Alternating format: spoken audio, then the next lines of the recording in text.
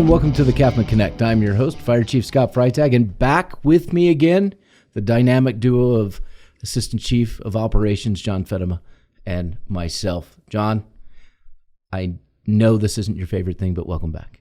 Oh, I'm glad to be back. Yeah. You're glad it's to be nice. back. I'm just glad to be back and supporting you. You know what? I appreciate that you support me, and fortunately, this time I actually gave you a heads up on what we're going to talk about. So we had a good conversation yesterday. Yes. It was something. Go ahead. No, it'll come back. It'll come back. Yeah. Well, and actually, I think we can use some of yesterday as just a base example because we'd be remiss if we didn't mention it, and We'll get to that point. Yep. So I'm finally out of the sling this week. Weaning or just discontinuing use, to me, very similar terms. Hey, you get to define how long you need to wean yourself off. So one time prior to the prescribed time, hey, it's your choice. I was able to wean myself off faster than most. We were having the conversation before this started. I'm more of what you would call an advanced or elite patient. I think you potentially describe it as something opposite. Opposite of that, yeah. We'll just leave that alone, but yeah. Sticking up for the orthopedic surgeon, whatever.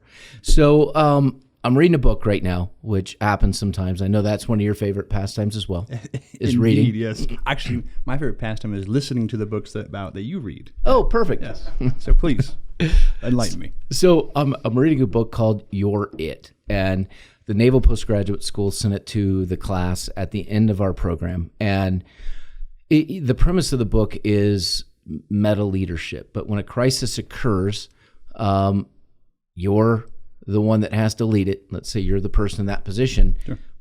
The bottom line is you're it. Now, what are you going to do with this? And it's written by a group of instructors, academia out of Harvard that lead a program out there that specifically focuses on how to lead in crisis situations. And the book uses a lot of examples related to hurricanes, comparing Hurricane Katrina to Sandy, pandemics, terrorist attacks, those types of things. But if we boil it down, we look at it at a more micro level and look at us, you can see the same type of thing. We may not be leading at the meta level every day in a crisis situation, but as we talked about yesterday, you have, if you're a new company officer in your first structure fire that you're in charge of, that's an opportunity for what I would consider meta leadership. What are you going to do? You're it.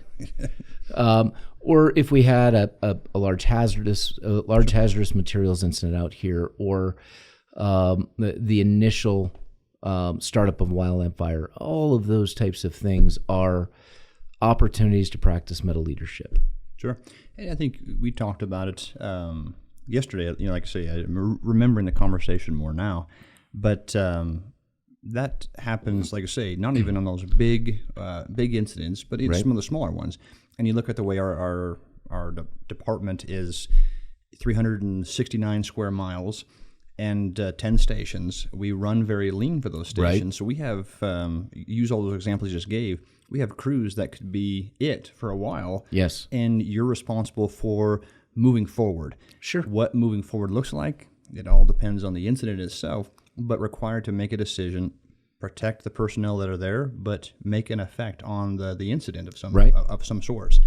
And there's some old examples. I haven't heard of anyone new, but when folks get on those scenes and lose all control.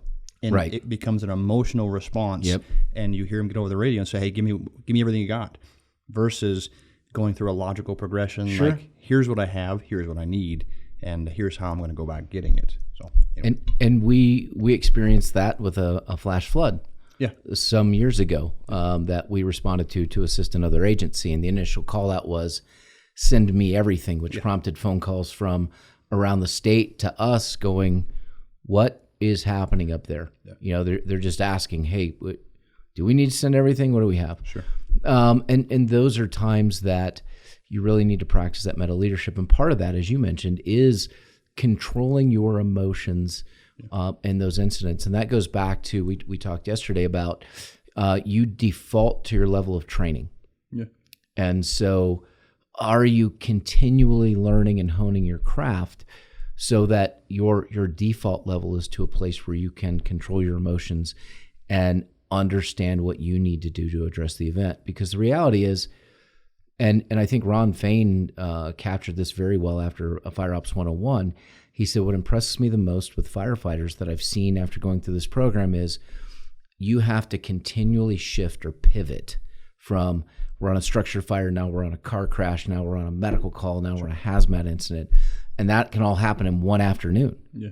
And in each situation, you have to shift what level of knowledge you're using. And it's the same thing in a crisis situation is, all right, what do I know about this? Or do I know enough about something else that I can use and apply to this situation? Yeah. And you look at why we are good at pivoting, why we are good at, navigating whatever emergency it is and doing something, and we don't just respond like the general public does to normal chaos. All that comes down to training and making a predetermined decision. If this, then this. Sure. If I come across a car accident, here's how I'm going to go. It's a logical progression on how to manage that. It's all predetermined, and it's all trained on so that the response is somewhat regulated because it's controlled. Right. And like I say, you see sometimes when emotion wins over and all that goes out the window, it's helping people understand, control that. Lean on your training, lean on your understanding, and if you don't, if you're navigating something that you don't have that on, lean on somebody else to help guide that.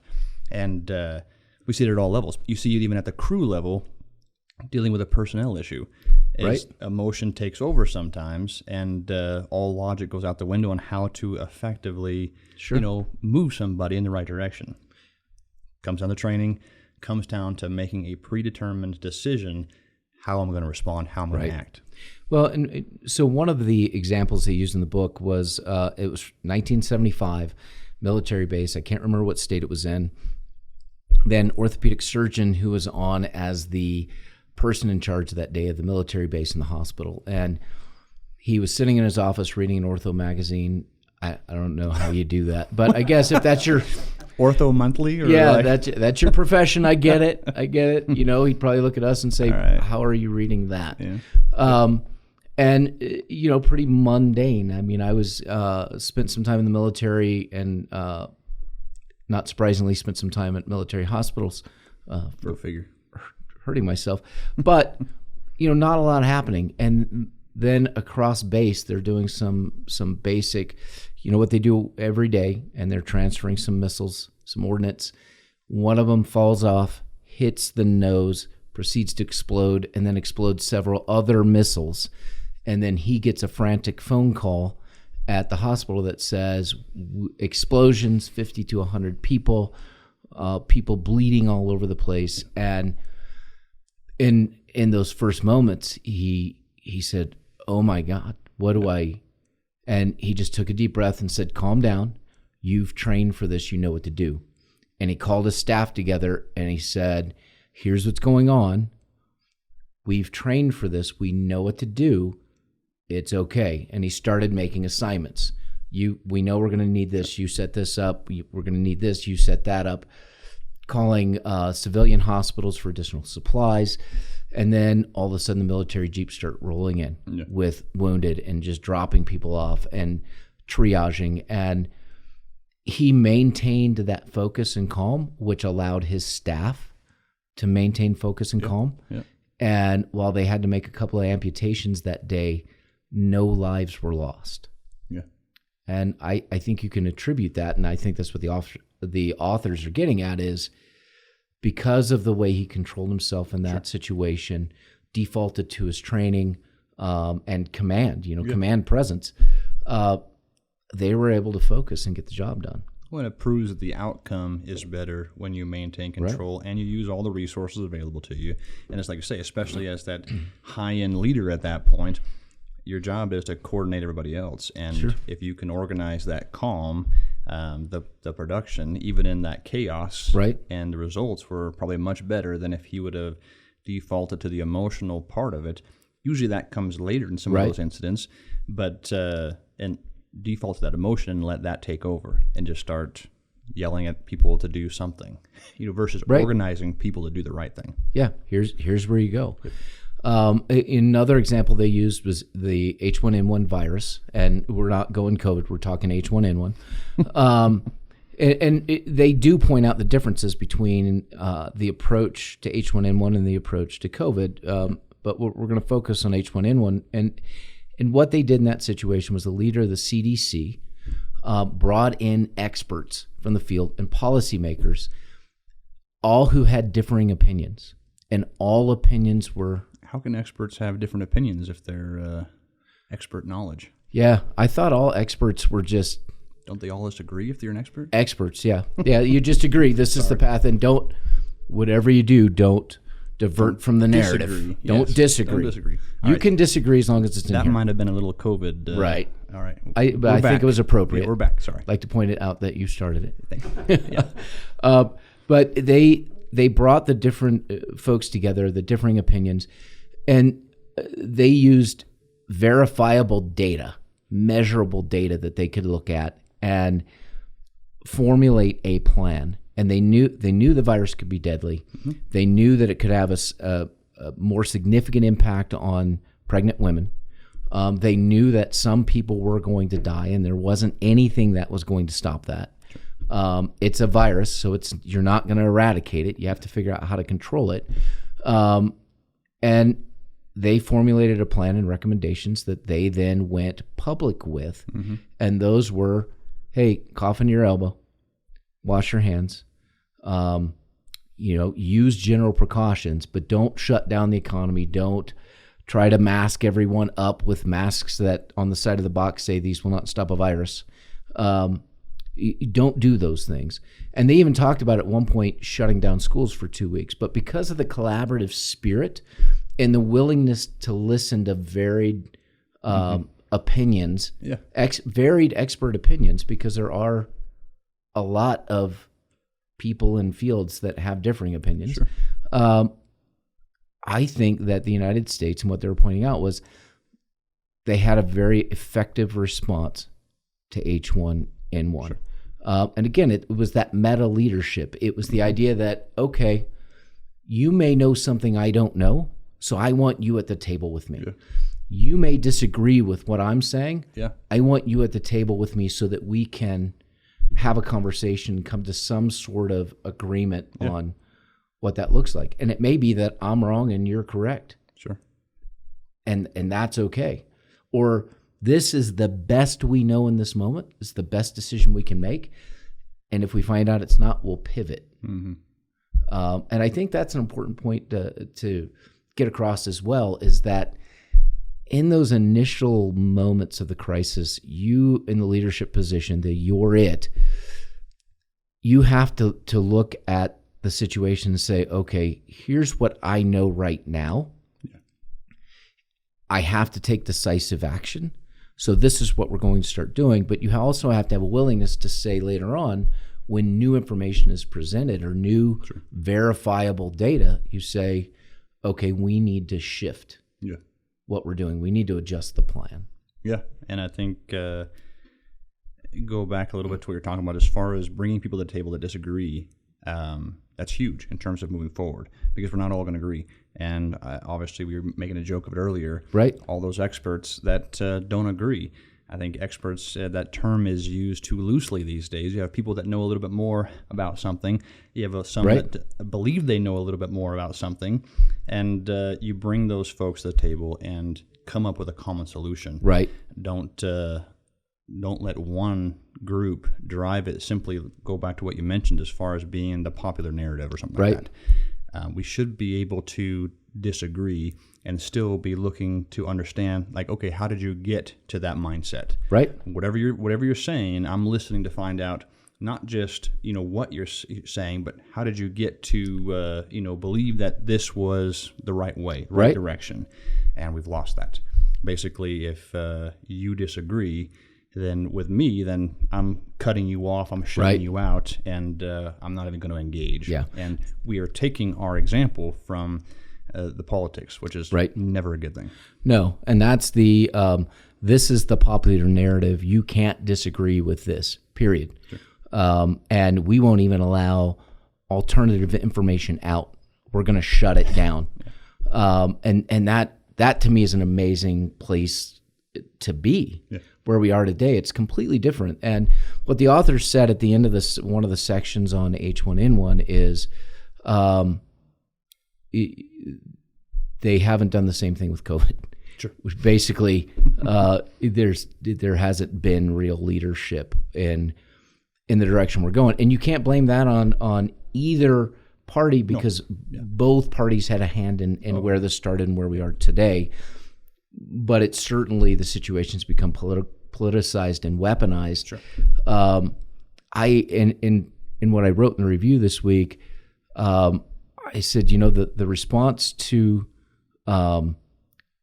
COVID is the Hurricane Katrina of pandemics. Sure.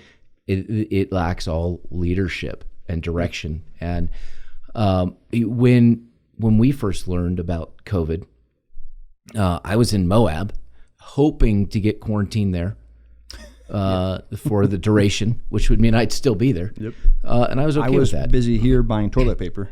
Right? Yeah. That was good. Yes, still got it. And see, I could have just zoomed in with you all. That was what they were going to do anyways.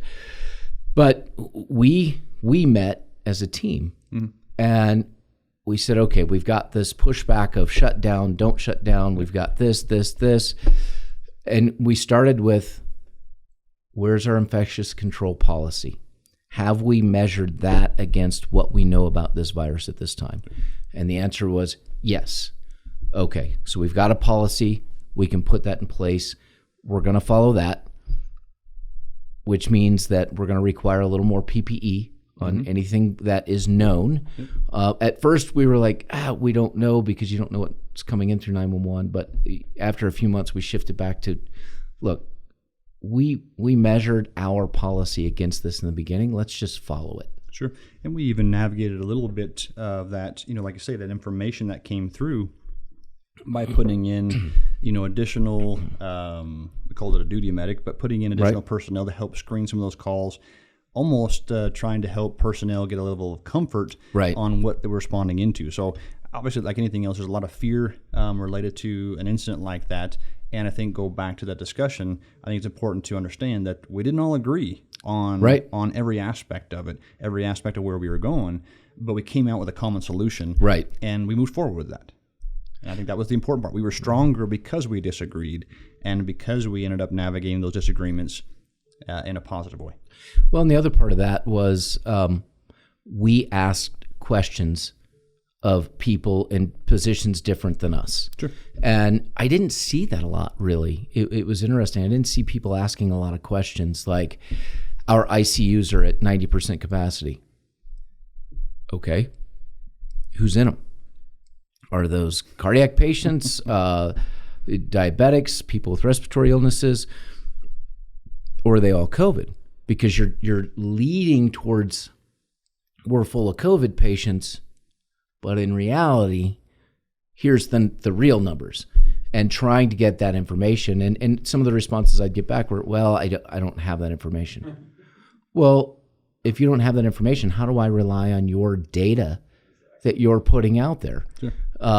We have this many cases of COVID. Okay, well, how many of those are ending up in the hospital? How many are severe? How many are this? How many are that? And I did an interview with a research group recently, and I was being questioned about COVID. It's a friend of mine, Dr. Sarah Janke out of Kansas City, one of the leading researchers in firefighter health and safety, and she was kind of surprised that we took a little different approach. But it was a good conversation, and they asked, how did you use the data? And I said, well, we looked at the data, but we found the data to be so severely flawed that it wasn't usable. And I said, as a matter of fact, if I tried to use that data as the fire department, if that's the way we track things, I would already be fired for incompetence. And it sounds harsh, but it's true. And she said, well, can you explain? I said, absolutely. Let me give you some, you could consider it anecdotal, but here's some factual information, right? We have county health arguing with the state saying this was not a COVID death. This person had a heart attack because they had heart disease. We had people who were suing to change death certificates for family members because the person didn't even have COVID and they were listed as COVID. Sure. I mean, there were just any number of things that would lead you down the path of these numbers are so bloated and misrepresented that it's not data that's usable. It's data that can be used to paint a picture or a narrative. Sure. But when we take a step back from that, we looked at the 30,000 foot view. I think our approach was, well, wait, let's ask questions. Let's research, not social media, not Facebook, but let's actually research, read studies, and see what these studies say, and then we're going to make decisions based on that. And I think that as a group, and I'm not trying to pat ourselves on the back in any way, but I think that to me fit the definition of meta leadership, that we sat down, we took the H1N1 approach and made our decisions. And the pushback I got from other chiefs sometimes was, well, you need to listen to Dr. Fauci, he's the expert. I'm like, but I'm looking at this, and what he's saying and what's here is not the same thing. And so ultimately within that, I think we did what worked for our agency and our personnel. And I think in the end, because of the collaborative spirit, like you talked about earlier, we've come out with a healthier relationship between all of our people within our organization. Yeah. No, I think that, like I said, that was the goal from the very beginning, was to be mindful of the policies that were created, looking at the incident itself, obviously the situation, collaborating with as much of the information that we could bring in, but ultimately the experts that are here within our own department, maybe not in viruses, but in response to pandemics. Right. This is not the first one. Certainly gone farther than anyone before, but trying to find the common ground moving out, and I think that was the goal. I think we evolved at different points during that time. We pivoted at different points during that time, and that was a good thing. And we'll continue to do that. We'll continue to refine the process like anything else. Well, and I think the other part of it that we kept in mind is that we work with professional, well-educated adults, many of whom are emergency responders. Yep. And we took a step back and said, you need to make a decision for you. Sure. At what this looks like for you, as opposed to implementing policies that we can't enforce. And I think to get a little more specific there too, we had very specific policy that related to emergency response to known patients. Right. I would say, a little bit what we're talking about right now is, so people don't lose sight of kind of that conversation, was back at the station. And, what that looked like the rest of the shift. And I think that's where we gave the most, flexibility and trust in our personnel, knowing how we would want to be treated in that process as well. Right. And the respect that we would, want, knowing that we're going to be in a station for 24 hours, living and breathing, eating with these folks. And if someone wanted to, mask up, we had the supplies to support that. But certainly, like I say, at different moments, didn't follow the common narrative. Right. Well, and I think leading from a position of fear is not leading.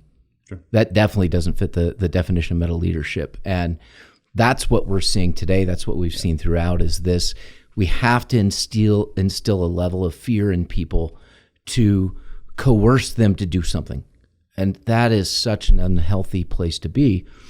Part of this, though, so I'm trying to apply for the Naval Postgraduate School, the master's program, because I just like to punish myself for whatever reason. Yeah, and I like to talk about it, so this is great. And so, I was struggling because you have to write 5 essays and on a similar topic. So take one thing like COVID and work it all the way through.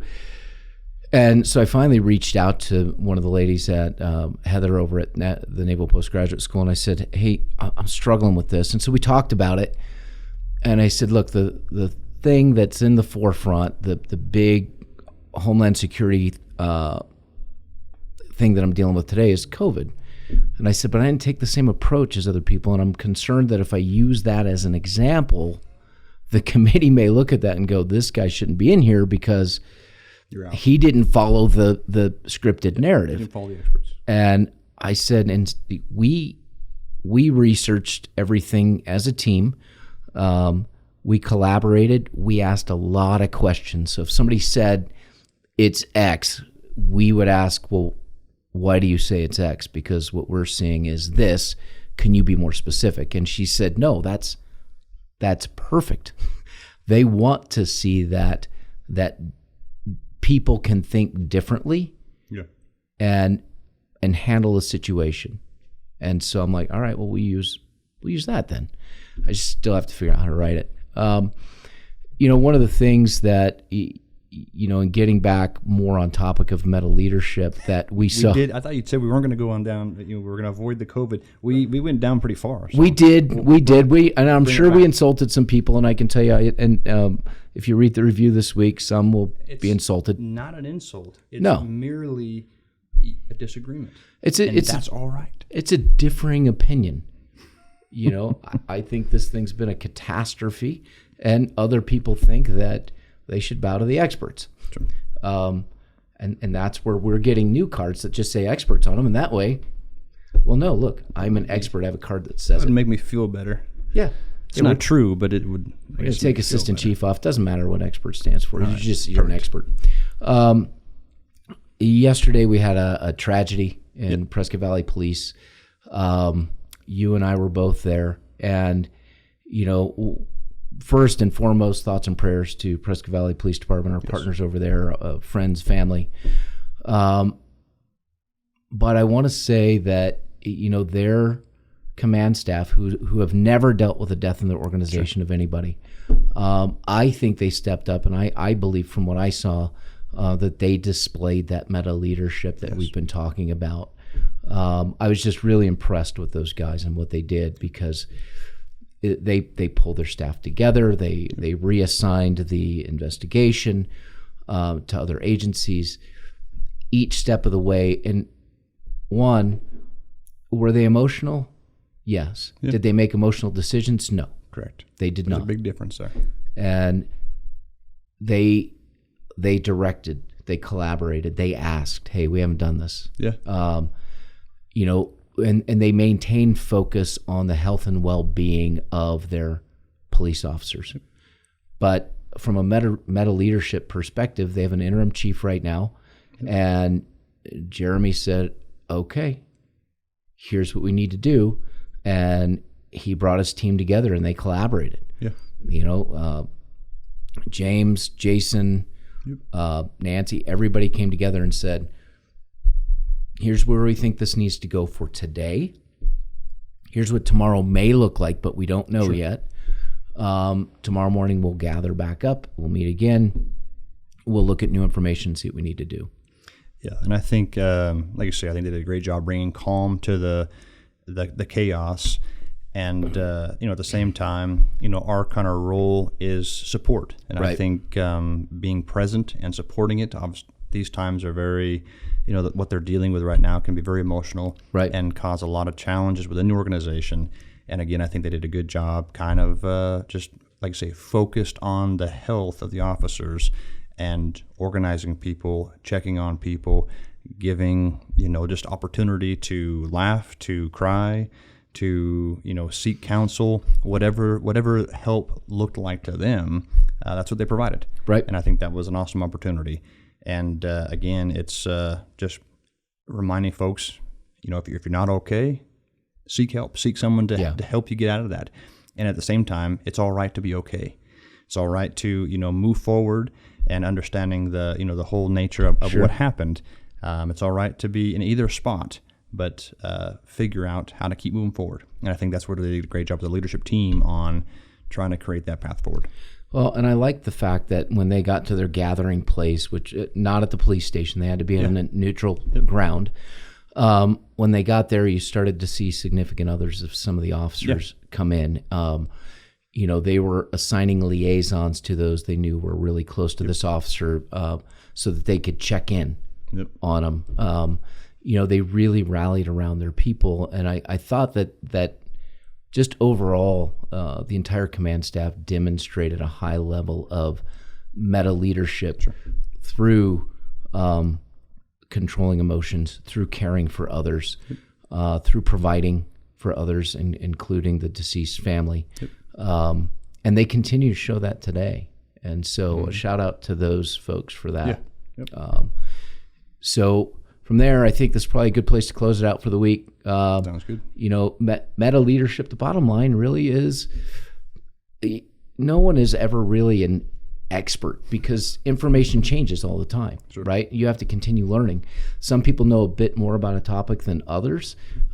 We assign the term expert to it, but the reality is you have to continually learn and hone your craft so that when you default to your level of training, it's a high enough level that you can address whatever crisis situation you're facing.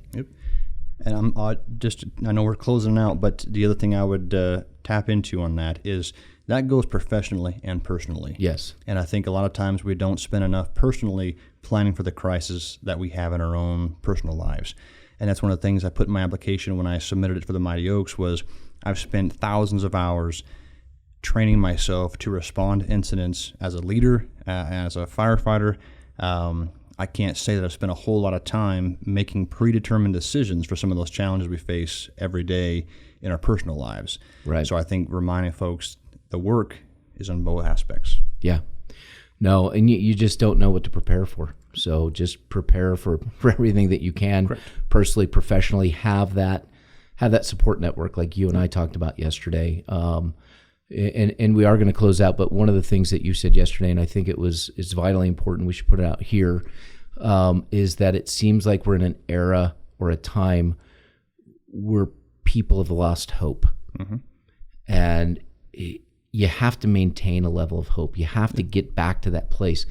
But we're seeing it so much right now, and I think that's part of our collective frustration with the response to the current pandemic is it's sucking the lifeblood and the hope out of people and replacing it with fear and hopelessness, and that's not healthy. No, there's no future in that. It's hard when you lose hope, you lose sight of the future, and that's what drives people down. Yeah.